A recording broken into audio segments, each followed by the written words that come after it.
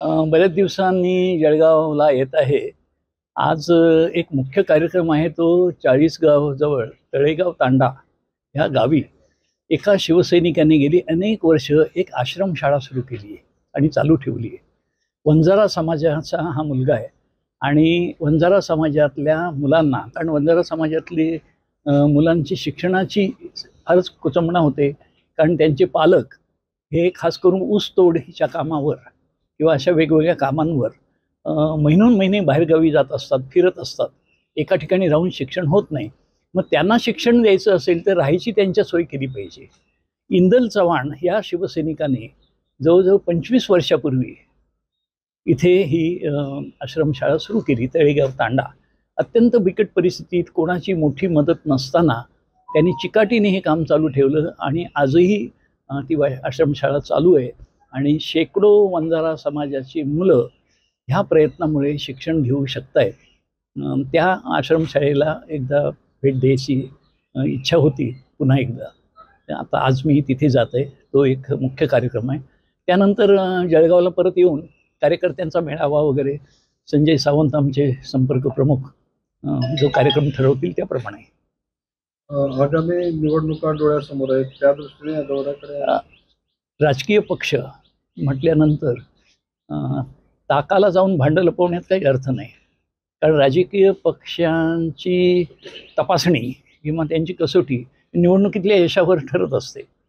तर येणाऱ्या प्रत्येक निवडणुकीला कशा प्रकारे तोंड द्यायचं ह्याची तयारी सदैव चाललेलीच असते. गेल्या वर्षी लोकसभा विधानसभा निवडणुका झाल्या. आता राज्यामध्ये सगळ्या महापालिका ज्या पुष्कळशा बरखास्तच झालेल्या आहेत, त्यानंतर जिल्हा परिषदा, नगर परिषदा, ग्रामपंचायती यांच्या निवडणुकांचे मोठ्या संख्येनं एक वादळ सुरू होईल आणि त्यासाठी सगळ्याच पक्षांना त्यामध्ये उतरावं लागणार आहे. शिवसेना उद्धव बाळासाहेब ठाकरे पक्षानं त्याबद्दलची तयारी सुरूच केलेली आहे आणि तोही हा एक प्रमुख विषय असेल. मागचं जर काळात पाहिलं आपण तर दिग्गज नेत्यांची फळी शिंदे गटाकडे गेली. तुमच्या पुढे मोठं आव्हान आहे जिल्ह्यामध्ये. बरोबर आहे, आपण म्हणता ही मोठी घडामोड झाली. पण त्याच्यामध्ये असं लक्षात आलेलं आहे की आमदार, काही खासदार, काही नेते हे जरी पक्ष सोडून दुसरीकडे गेले असले तरी सुद्धा शिवसैनिक हा मात्र बाळासाहेबांवर निष्ठा ठेवून मातोश्रीबरोबर म्हणजेच उद्धव बाळासाहेब ठाकरे यांच्याबरोबर ठाम उभा आहे आणि तीच खरी ताकद आहे. कारण त्यामुळे पाय जमिनीवर घट्ट राहतात आणि राहिलेले आहेत. त्यामुळे जरी वरचे लोकप्रतिनिधी किंवा वरचे नेते ह्याच्यामध्ये जरी थोडी ही कमतरता दिसत असली तरी तशी गरज नाही. ती कमतरता भरून काढायला शिवसैनिक आणि तळागाळातले कार्यकर्ते हे समर्थ आहेत. पहलगाममध्ये जो हल्ला झालेला आहे,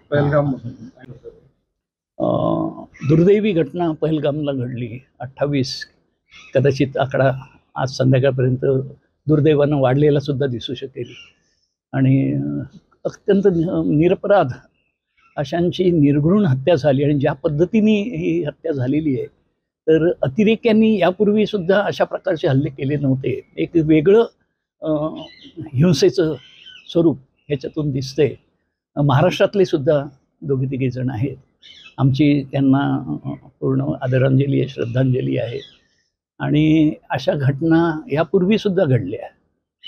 म्हणजे 2015मध्ये सुद्धा एक मोठा प्रकार घडला होता आणि त्यावेळेला असं घोषणा करण्यात आल्या की हा शेवटचाच हल्ला, हिंदुस्थानाच्या भूमीवर अतिरेक्यांना पाय ठेवू देणार नाही असं केंद्र सरकारतर्फे, पंतप्रधानांतर्फे, मोदीजींतर्फे सांगण्यात आलं होतं. घुस कर मारेंगे. परंतु काही तसं दिसत नाही. अतिरेक्यांच्या ज्या तयाऱ्या असतात त्या चालूच असतात आणि संधी मिळते तेव्हा ते येऊन आपल्या निरपराध नागरिकांना मारतात. तर केंद्र सरकारने मग इतक्या वर्षामध्ये कोणती तयारी केली आहे?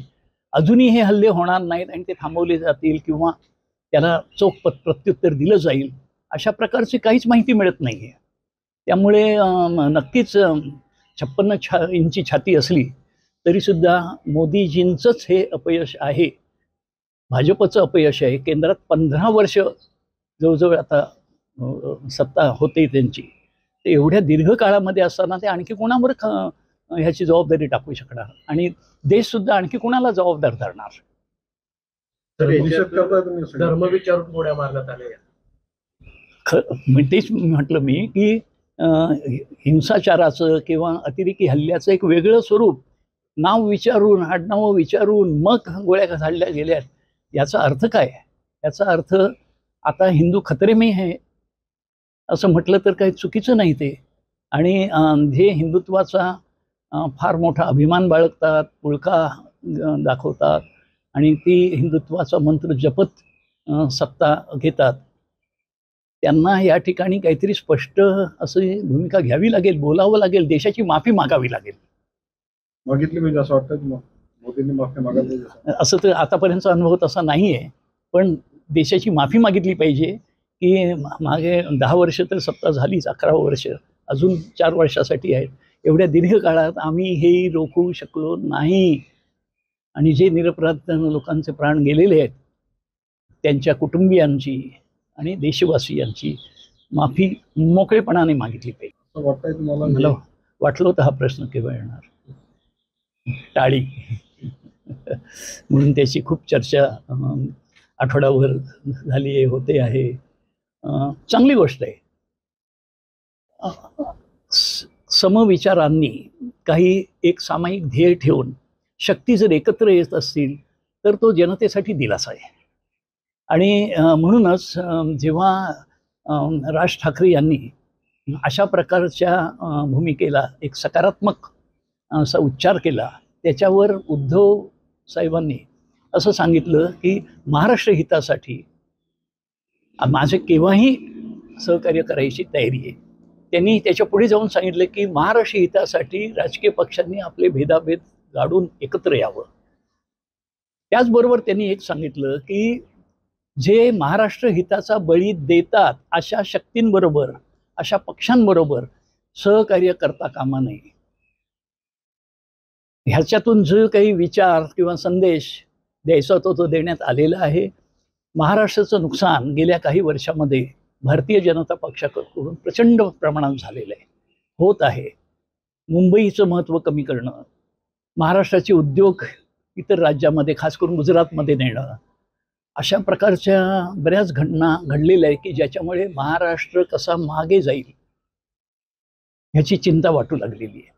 आणि म्हणूनच असे करणारे जे आहेत ते मग उद्धव साहेबांनी अगदी नेमकं सांगितलं की अशा लोकांबरोबर कोणाचाही साठलोटा असता कामा नये. ह्या शक्तींबरोबरच लढायला पाहिजे, त्यांच्यावर दोस्ती ठेवून कसं चालेल हा विचार आहे. परंतु व्यापक महाराष्ट्र हिताचा विचार करून जे जे एकत्रित असेल त्यांनी यावं आणि एक जुटीने लढावं. कारण महाराष्ट्र हाच नेहमी कुठला तरी बदल घडवतो, क्रांती करतो. म्हणजे देशाच्या स्वातंत्र्याची चळवळसुद्धा महाराष्ट्रातच प्रामुख्याने वाढली. त्यानंतर संयुक्त महाराष्ट्राची चळवळसुद्धा महाराष्ट्रानं एक होऊन एकत्र आले, सर्व पक्ष एकत्र आले आणि ती लढून त्याच्यातही विजय मिळवला. तसंच स्वरूप महाराष्ट्रानं आपलं रूप हे दाखवलं पाहिजे. आपण सांगितलं की ह्या गोष्टी केल्या पाहिजेत आणि ह्या गोष्टी केल्या नाही पाहिजे, त्यांच्यासोबत जायला नको पाहिजे. या तुमच्या अटी शर्ती आहेत माणसासमोर? अटी शर्तीनं अपेक्षा आहेत. कारण आपण जर कुठल्या शक्ती आपल्यासाठी घातक काम करतायत हे जर ओळखलं नाही तर आपले सगळे प्रयत्न वाया जातील. त्यामुळे ते नक्कीच ओळखलं पाहिजे की महाराष्ट्राच्या हिताचा विचार करणारे कोण, राज्याच्या बाजूचे कोण आणि राज्यावर घाव घालणारे कोण, हे जर ओळखलं नाही तर आपले सगळे प्रयत्न हे फुकट जातील. त्यामुळे अट शर्त नाही, अपेक्षा ही आहे की हे तुम्ही ओळखा आणि एकत्र या. बघायला गेलं तर शरद पवार आणि काँग्रेस जे आहे, शरद पवार आहे यांच्याशी काही या संदर्भात आपली चर्चा झाली किंवा चर्चा होणार? नाही, पण आमचं हे जे काही आवाहन आहे ते खुलं आहे आणि सर्वांना आहे की महाराष्ट्र हितासाठी. तसं तर त्यांची आणि आमची एकजूट किंवा जवळीक ही महाविकास आघाडीच्या माध्यमातून झालेलीच आहे. महाराष्ट्र हिताचा जर विचार असेल तर त्यासाठी केव्हाही सहकार्य. आणि मला असं वाटतं की शरद पवार साहेबांची सुद्धा तशीच भूमिका आहे. काँग्रेसचे आहेत, परंतु काँग्रेस आणि भाजप हे दोन पक्ष थोडेसे वेगळे कसे आहेत की ते राष्ट्रीय पक्ष आहेत. त्यांना जेव्हा राज्याचं नव्हे तर देशाच्या राजकारणाचा विचार येतो तर कुठल्या ना कुठल्या राज्याच्या हिताकडे दुर्लक्ष होण्याची शक्यता असते. ते दोन पक्ष वेगळे आहेत, काँग्रेस आणि भाजप, परंतु बाकीचे सगळे जे पक्ष आहेत ते तरी राज्यांच्या दृष्टीने विश्वास ठेवण्यासारखे आहेत.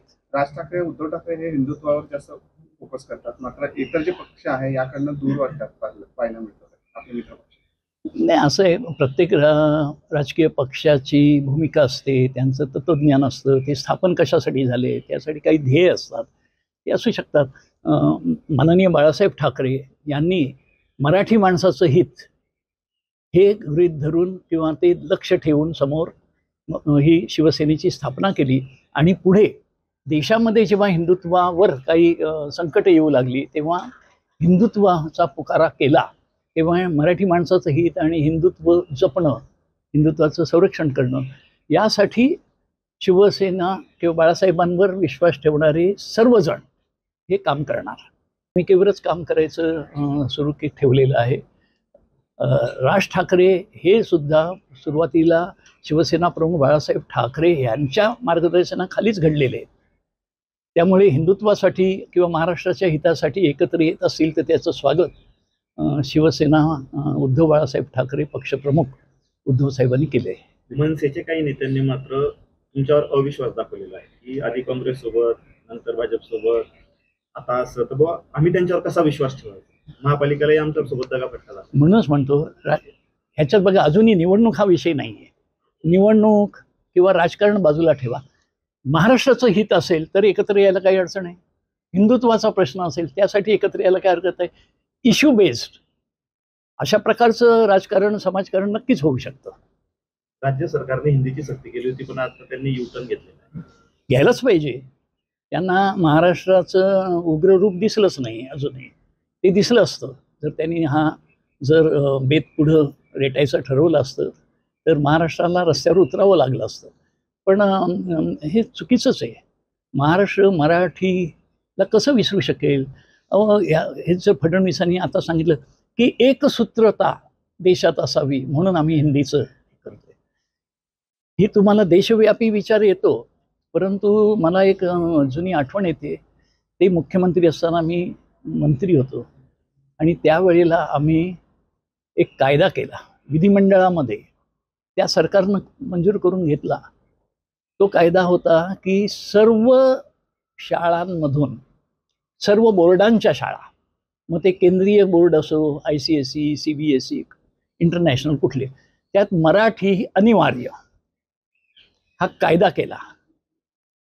त्यानंतर फडणवीस जेव्हा मुख्यमंत्री पुन्हा झाले त्यांनी 2 वर्षासाठी त्या कायद्याची अंमलबजावणी पुढे ढकलली. हे अपेक्षित नव्हतं. जर मराठीचा आपल्याला कैवार आहे, मराठीबद्दल प्रेम आहे, मराठीचं रक्षण झालं पाहिजे ही ठाम भूमिका असेल तर ह्या कायद्याची अंमलबजावणी पुढे ढकलण्याचं काय कारण होतं?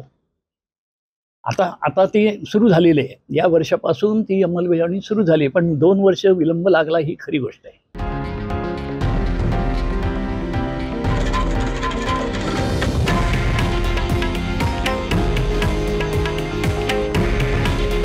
हे आहे देशातील नंबर 1 न्यूज नेटवर्क आणि आपण पाहत आहात TV9 मराठी. काळजी तुमची, हित महाराष्ट्राचं.